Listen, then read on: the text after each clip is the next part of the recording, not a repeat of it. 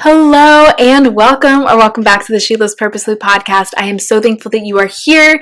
Today's episode is the last episode that we are going to be having for a few weeks. I have shared about it, kind of talked a little bit about it here and there, but I am taking a semi-sabbatical for I think the first time ever. It's just going to be an intentional time of rest and recharge and time with Jesus and really focusing on the heart of She Lives Purposefully too.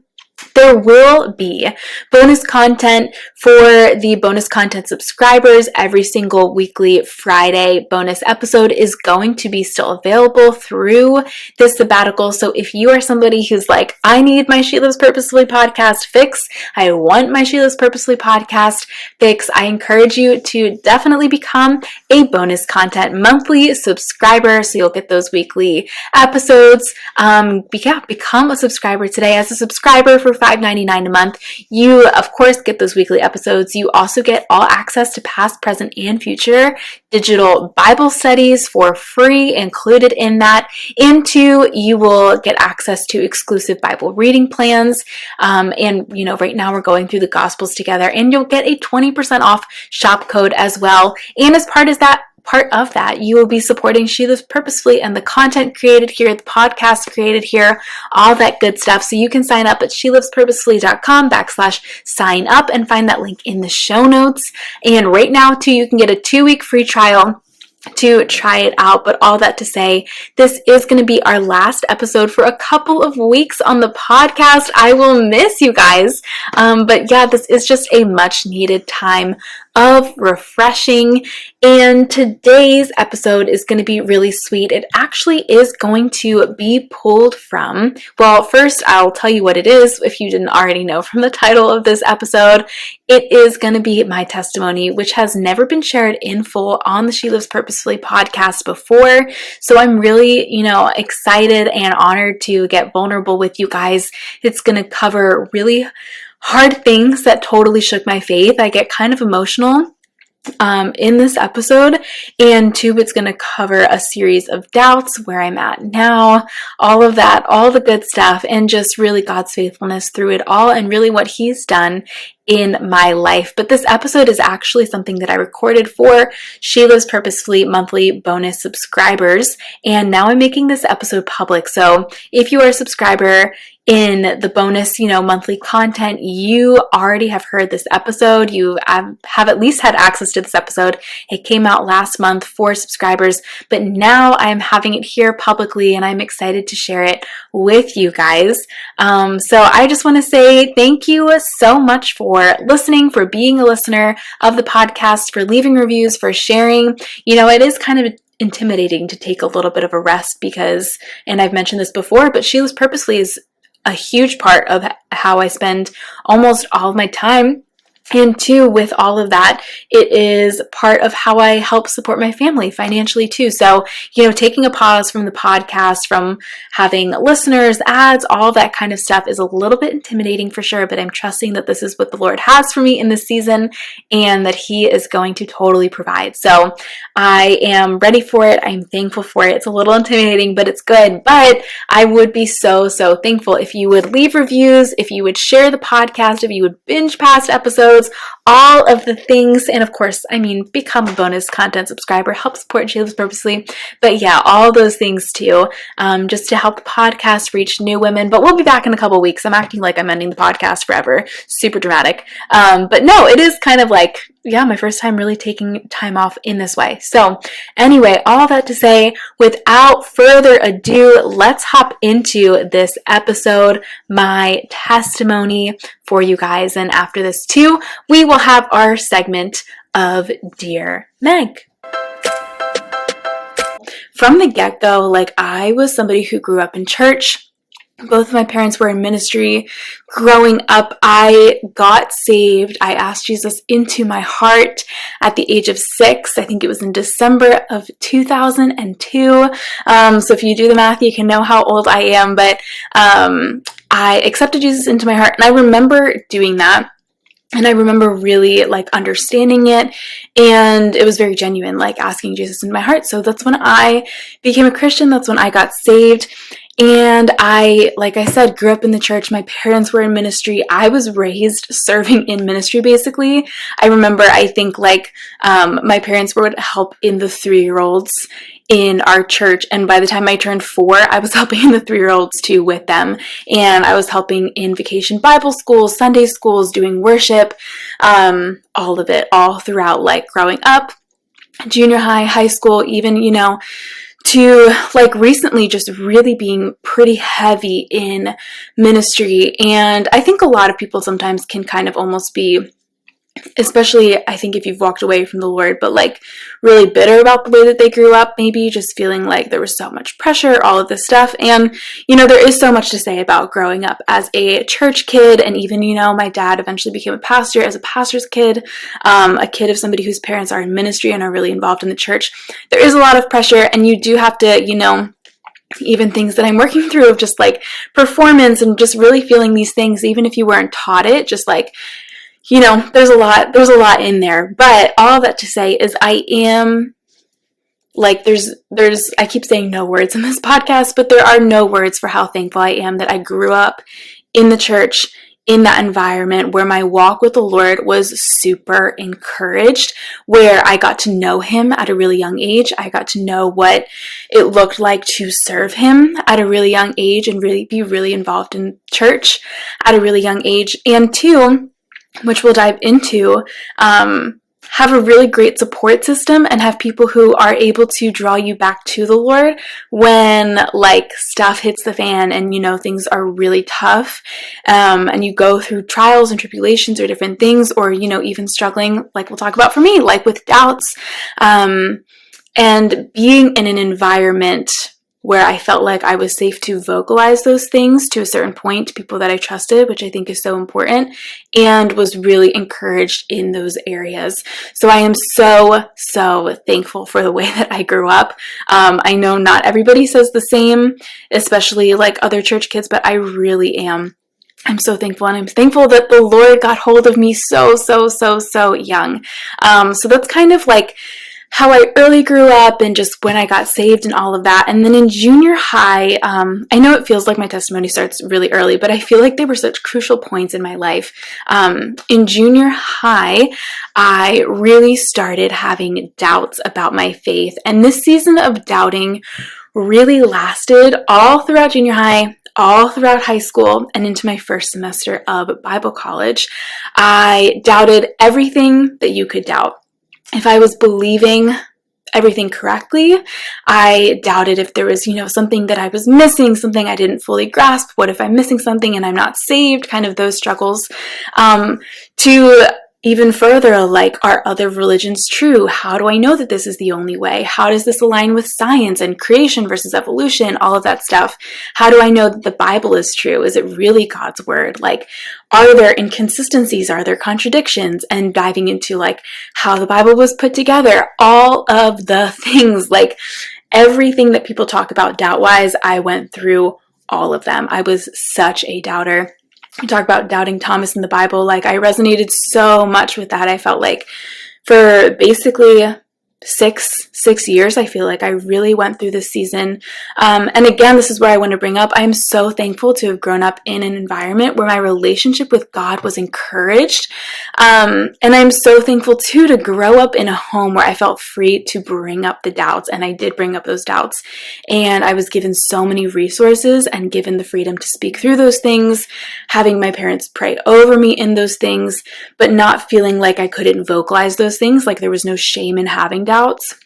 I think what was really helpful too, specifically my dad also grew up as a church kid, as a missionary kid, pastor's kid.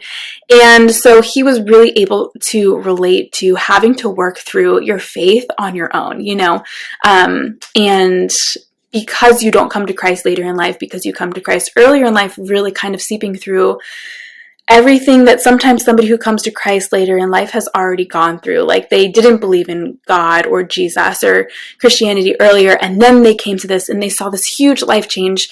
But when you come to Christ at 6 years old, you don't see a huge life change. It's not like you're deep in some intense sin, like probably at that age, like, or at least, I wasn't. And so you don't see this huge transformation necessarily. It's just this consistent walking with God, which led to having to work through my faith really personally, which I really think is so important. So as much as I'm not glad that I spent so much time in that doubting season, I am very thankful for it. And I am thankful to have had the support that I did. But I'm thankful too, because I think also, like, going into college later on, a lot of my friends were really brought to face with a lot of the doubts that I had gone through, and a lot of new ideas and things that they learn in college, and different arguments about the Bible or Christianity or morals or things that they were brought up to believe was wrong, and they don't know if it is anymore, and all of that stuff. And that's stuff that I had already really worked through. So it was really cool to have been able to make my faith my own. And I can firmly say, like, yes, I'm so thankful that the Lord had me at a young age. But no, it wasn't like I was brainwashed or, just brought up to believe something because my parents did. Like, it's something that I fought for on my own, and something that I really worked through and really held with an open hand of, like, God, show me. Especially at a certain point in my life, I was like, show me, because I really don't know if this is true, and if it's not true, why should I follow it, kind of mentality. So I am thankful for that, and I'm thankful to have been able to talk to friends later on in life too who were going through similar doubts, and give them resources that I was given, and just be a space where they felt free to vocalize those doubts too, and not feel shame, and to know that the Lord already knows what they're saying and thinking. So if you are somebody who has been in doubts or does have doubts, know that the Lord already knows. Know that He wants to speak to you, and He's not like mad or anything. He wants to come alongside of you and help you in those things. So all of that to say, I am thankful for that environment. And as hard as it was, I am thankful for this season of my life where I was doubting. So like I said, for years, I was reading books, articles, listening to sermons, having conversations with my dad, who was a pastor by that point. I prayed and I sought God.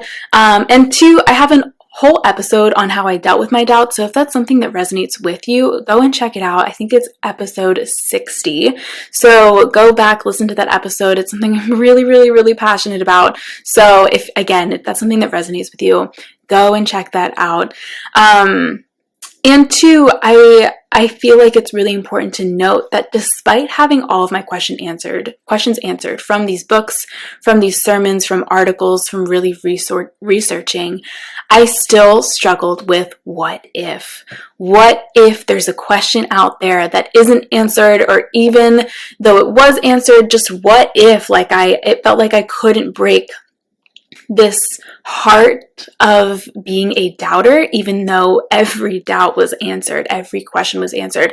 I still was struggling with just like uncertainty in general.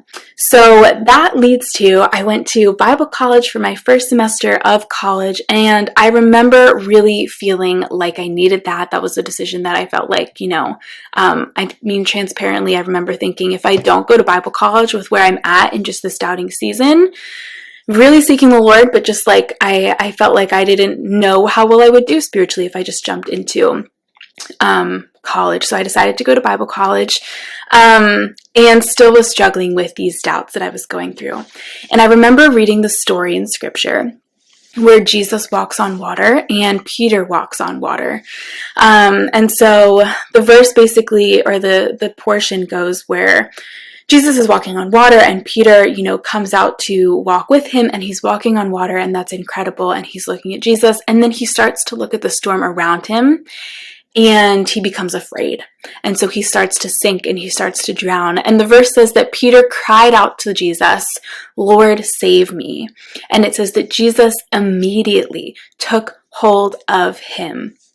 And I remember reading that and just being so frustrated, because I kind of resonated with Peter drowning and feeling like, "Lord, save me."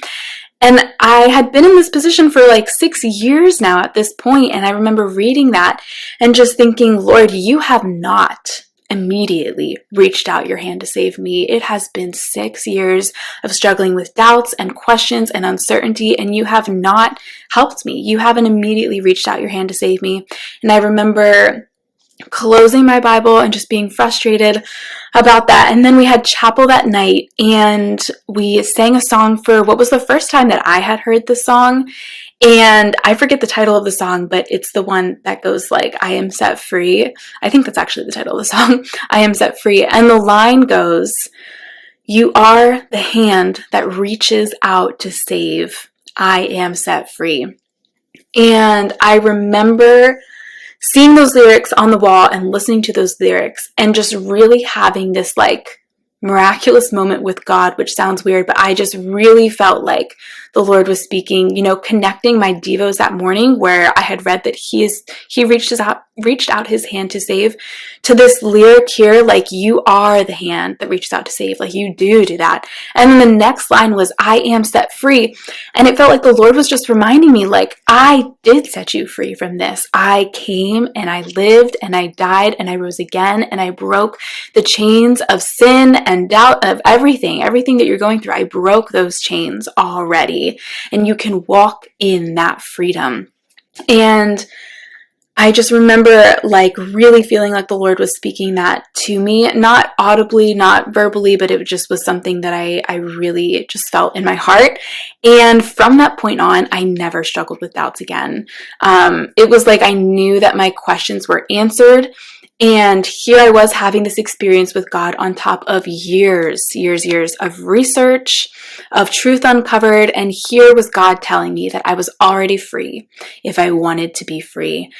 And knowing that freedom existed was what actually released me from my doubts. Knowing that God had already set me free released me from feeling like I needed to doubt. That was huge. That feeling of needing to doubt and being free from that really freed me from actually those doubts and from that struggle, which was huge for me. And so that was a really big season of my life, a really big moment of my life where I feel like the Lord took that away, that struggle away, which was miraculous and incredible. And then, the Lord ended one struggle and then he opened up a new one. 3 days later, after that song was sang and that day with the devotions, I got like the worst news of my life. I found out that my grandmom, my mom's mom, had been murdered in Argentina. They live in South America. And so I found that out 3 days later, and it totally shook me. It was like earth-shattering for me. I think that was the first time in my life that something really tragic had happened. Like, there had definitely been deaths in the family of people that I loved, but this was the first like injustice that took place in our family, or really something shocking, and untimely, I guess, death. And tragic too. And so I found that out 3 days later. I feel like sometimes I can talk about it and I'm just not emotional, and it's, and sometimes it really hits, and right now it feels like it's really hitting, but I'm gonna keep talking about it. The Lord is so faithful. So we found out that she was murdered, and I tried to really handle it well. I tried to handle it like I thought a Christian should handle it. And so I just was like, the Lord knows, I'm going to put this in his hands. While I was in Bible college, and it was hard too because I was alone in Bible college. Like, I had friends there, and thankfully I had a friend from home there as well, which was really great. But still, not being with your family at a time like that is just really, really, really, really, really hard and isolating. And so that was really hard to go through alone, number one, it felt like. Two, I felt like I was trying to handle it like a good Christian would, like I said, and whatever that is supposed to mean. I think it means that you're not too bitter, not too sad, that you're, surrendering this to the Lord and, just, I don't know, not angry. And God was really gracious, honestly, to meet me in so many ways that, like, sobbing in Bible classes, like, because he was just speaking to me through his word of like these encouragements. But still, I was really bitter and I was really angry, and it began to build because I think before this point, like I said, nothing really tragic had happened in my life. And so I think subconsciously, I felt like the Lord was good because he was good to me. Because things in my life were good, God was good. And that is just such a false idea of life and perspective. And I would have never said that that was true. I don't think that's something I thought that I believed, but I think subconsciously it was definitely something that I believed. And so it really shook me, because then I really started to struggle with, like, all right, how is God good? Is God good? He's all knowing and he's supposed to be all loving, but is he actually good?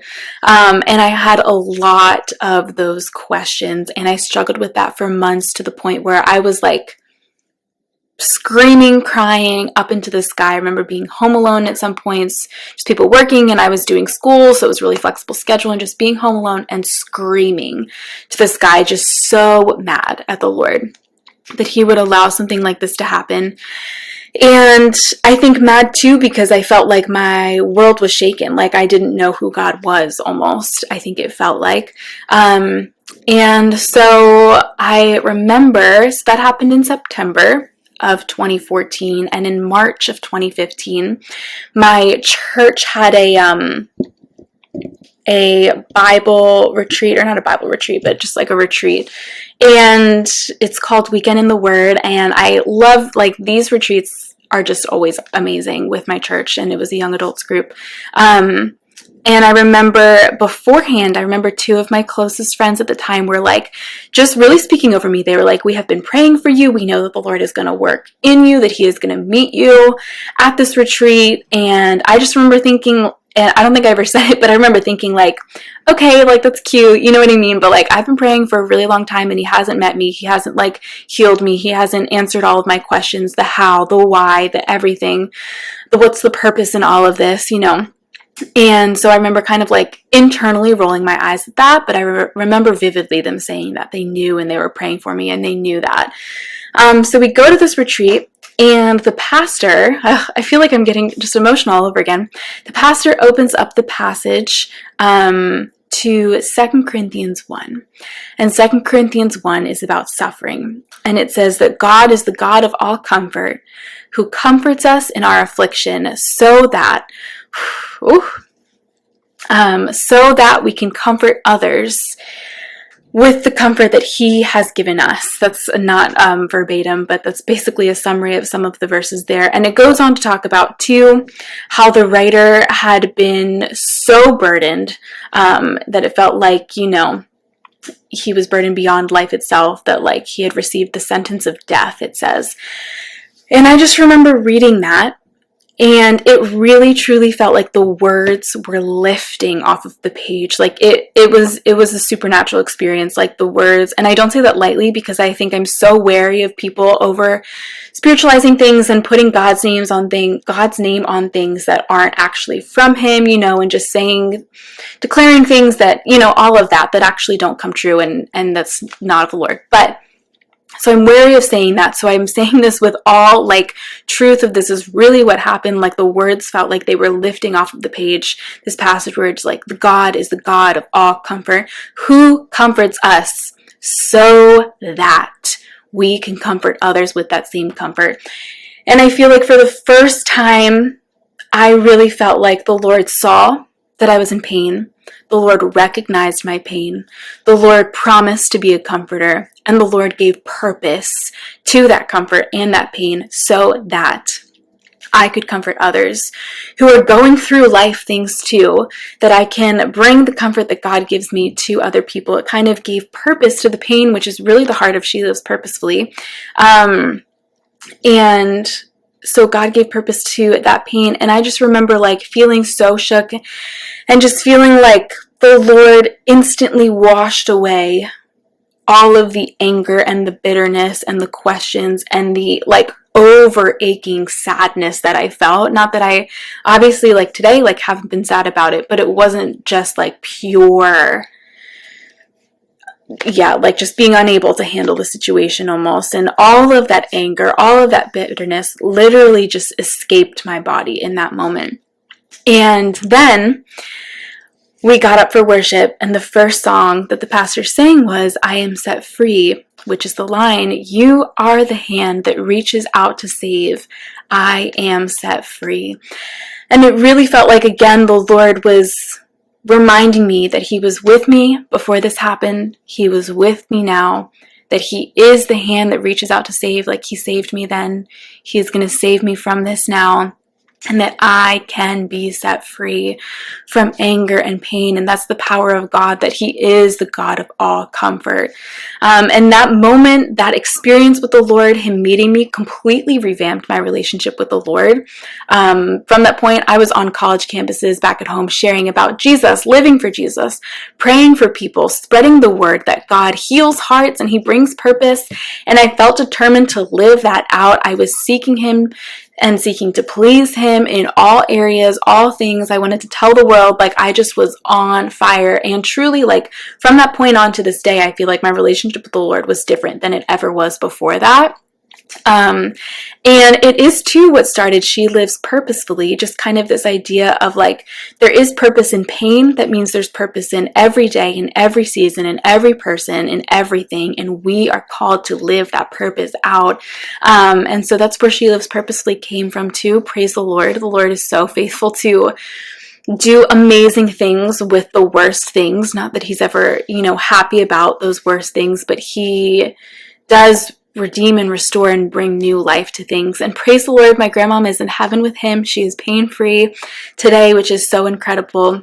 And so that's really like the biggest chunk of my testimony. Today, I am working through surrender. That's something that has stuck with me through hard life experience, is realizing my need to trust God despite what happens. I think especially after my grandmom's death, I really struggled a lot with fear and just wanting to control life, and just making sure nothing bad happens ever, which, is impossible. And so that's something that I'm really working through today, is surrender. And so that is my testimony. I was saved young, raised Christian. I struggled a ton with doubts and went through some things that really shook me, but they brought me closer to the Lord, who I have a relationship with today and I seek daily. And He is so faithful, friend, to bring beauty from ashes. And He is so faithful to work in us. And that, I think, is why sharing our testimony and like even re-talking about our testimony to ourselves is so incredible. To remember the things that the Lord has done in our lives is so incredible. To have those stones of remembrance and be able to say, like, remember what the Lord did. He's going to do it again. He can do it again. Like He is so, so, so faithful, and He is going to complete the good work that He started.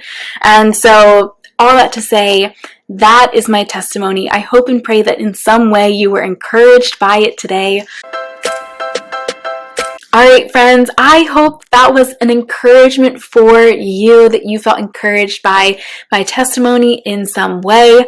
And now it is time for Dear Meg.